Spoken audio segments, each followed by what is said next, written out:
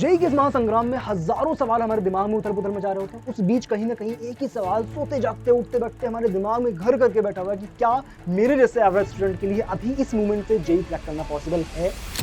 तो इस वीडियो में मैं तुम्हें 5 ऐसे पॉइंटर्स बताने वाला हूं जिसके बेसिस पे तुम खुद ही जज करोगे कि हाँ, मैं भी जेईई क्रैक कर सकता हूं। तो क्या करना है, क्या नहीं करना है, इन सारी बातों का जवाब आपको इस वीडियो में मिलने वाला है। तो स्टार्ट करेंगे फ्रॉम द वेरी बिगिनिंग। कौन से वो पॉइंटर्स हैं?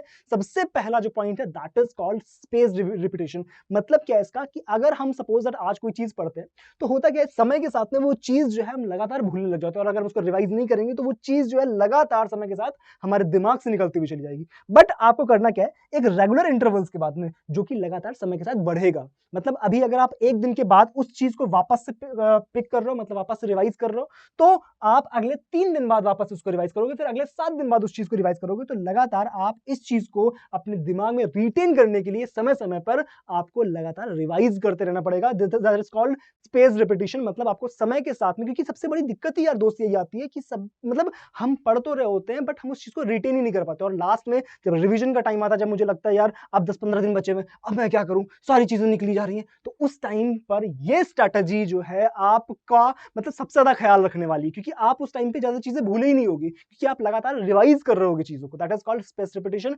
इसके बाद सेकंड चीज जो आती है, जो आपकी बोल सकते हैं प्रोफेशन में 4 चांद लगा देगी, that is called Feynman technique. Feynman technique क्या बोलती है कि जब भी आप कोई भी टॉपिक पढ़ रहे हो, तो उस टॉपिक को पढ़ने के बाद में आपने करना क्या है कि उस टॉपिक को, सपोज आपने ब्लैंक शीट लिया, सपोज आपने कोई भी टॉपिक पढ़ा, मान लो आपने एनर्जी पढ़ी, पोटेंशियल एनर्जी पढ़ी, तो आपको एक ब्लैंक शीट लेनी है और उस ब्लैंक शीट पे वो टॉपिक एक्सप्लेन करना, जो भी आपने उस टॉपिक के बारे में पढ़ा है, आपने फॉर्मूले पढ़े, आपने डेरिवेशन पढ़ा, आपने जो भी पढ़ा हुआ है, उसको उस ब्लैंक पेपर पे अपने शब्दों में बोलना है, बोल करके लिखना है, और लगातार देखना है कि आप कहां पर चीजें मिस कर रहे हो। जो चीज आप मिस कर रहे हो वापस से उस चीज को रिपीट करना है, वापस से उस चीज को रिवाइज करना है, और फिर से वो चीज एक्सप्लेन करनी है। इस तरह से जब आप इस तरह से बेसिकली उस टॉपिक को कवर करोगे, तो कहीं ना कहीं आपके उस टॉपिक को याद रखने की प्रोबेबिलिटी जो है 10 गुना बढ़ जाएगी। That is called Feynman technique. और इसके सहायता से, इसकी हेल्प से आप चीजों को अपने दिमाग में, हर कॉन्सेप्ट को अपने दिमाग में लंबे समय तक रख सकते हो।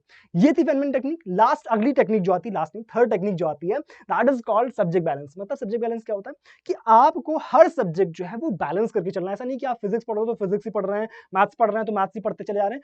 इसके लिए सबसे इंपॉर्टेंट चीज जो मैं आपको दिखाऊंगा, that is called toppers curve. इसमें होता क्या है कि मैक्सिमम बच्चे जो अच्छा स्कोर कर रहे होते हैं, उनका जो बेसिकली मार्क्स होते हैं, या बोल सकते हैं कि मार्क्स जो होते हैं, एवरेज मार्क्स जो होते हैं, वो सेम होते हैं। मतलब क्या है कि मैक्सिमम बच्चे जो होते हैं वो तीनों सब्जेक्ट को बैलेंस करके चल रहे होते हैं। कर्व जो है आपको तीनों सब्जेक्ट के लिए सेम दिख रहा होगा। मतलब मैक्सिमम जो टॉपर्स बच्चे होते हैं वो क्या करते हैं कि हर सब्जेक्ट को बैलेंस करके चलते हैं। जब वो हर सब्जेक्ट को बैलेंस करके चलते हैं तो उससे होता क्या है, कहीं ना कहीं उनके सिलेक्शन की प्रोबेबिलिटी जो है वो बढ़ जाती है। तो ये था हमारे पास टॉपर्स कर्व, जिसके बेसिस पे हमें ध्यान रखना है कि हमें सब्जेक्ट को किस तरह से बैलेंस करते हुए चलना है। अगली चीज जो आती है वो आती है हमारे नोट्स की जो अहमियत है। मतलब हमें कोई भी एक्स्ट्रा बुक्स फॉलो नहीं करनी है, हमारे जो नोट्स हैं वही हमारे लिए सफिशिएंट है, ताकि हम उससे प्रॉपर्ली रिवाइज भी कर पाएंगे, हम अपने पॉइंटर्स अपने शब्दों में किस तरह से लिख पाएंगे और उसको इंटीग्रेट कर पाएंगे। That is very important.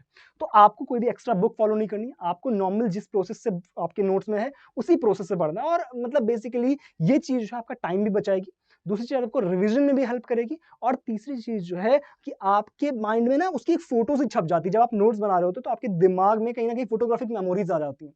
तो आपको रिवाइज करने में, आपको यार रिमेंबर करने में, याद करने में, जब आप एग्जाम हॉल में बैठे होगे तो याद करने में ज्यादा आसानी होगी जब आपने नोट्स बनाए होंगे, क्योंकि आपके दिमाग में कहीं ना कहीं आपने खुद ये चीज महसूस करी होगी कि लगातार यार अगर आपने कोई कॉन्सेप्ट सीखा है तो वो दिमाग में आपके छप जाता है। अगर आपने लिखा होता अपने शब्दों में कि यार यहाँ से मैंने एरो बनाया था, फिर यहाँ पे मैंने ये चीज लिखी थी, तो उससे याद रखने में बहुत आसानी होती है। ये था हमारा फोर्थ पॉइंट जो कि आपकी काफी हेल्प करेगा। अगला पॉइंटर जो है that is called Pomodoro technique. Pomodoro technique ये बोलती है, मैं इसमें थोड़ा सा इंप्रोवाइजेशन करूंगा।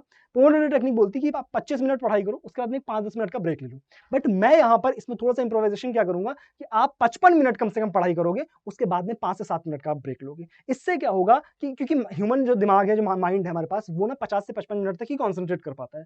तो ये चीज आपको अपनी लाइफ में इंप्लीमेंट करनी है। पोमोडोरो टेक्निक जब आप लगाते हो तो उससे क्या होगा, आप लगातार बोर नहीं होगे, और दूसरी चीज ये होगी कि आप जो है समय के साथ मतलब लगातार रिफ्रेश्ड बने रहोगे, और आप ज्यादा समय तक, लंबे समय तक कॉन्सेंट्रेट कर पाओगे। तो ये 5 ऐसी टेक्निक थी जिसके बेसिस पे आप जो है कहीं ना कहीं अपने आप को अगले 2 से 2.5 महीने में एक अच्छी पोजीशन पे पाओगे। जब एग्जाम आ रहा होगा तो आपको वो जो डर है कहीं ना कहीं वो आपके दिमाग से निकलता हुआ आपको लगेगा।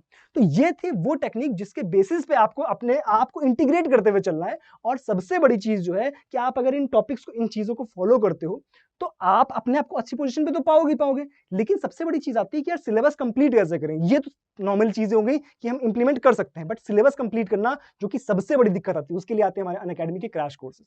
अनअकैडमी के ये 3 क्रैश कोर्सेज़ जो हैं, चाहे वो रफ्तार क्रैश कोर्स हो, चाहे वो स्प्रिंट क्रैश कोर्स हो, चाहे वो नेक्सस क्रैश कोर्स हो, ये तीनों क्रैश कोर्सेज़ सिलेबस कंप्लीशन की आपकी गारंटी लेते हैं।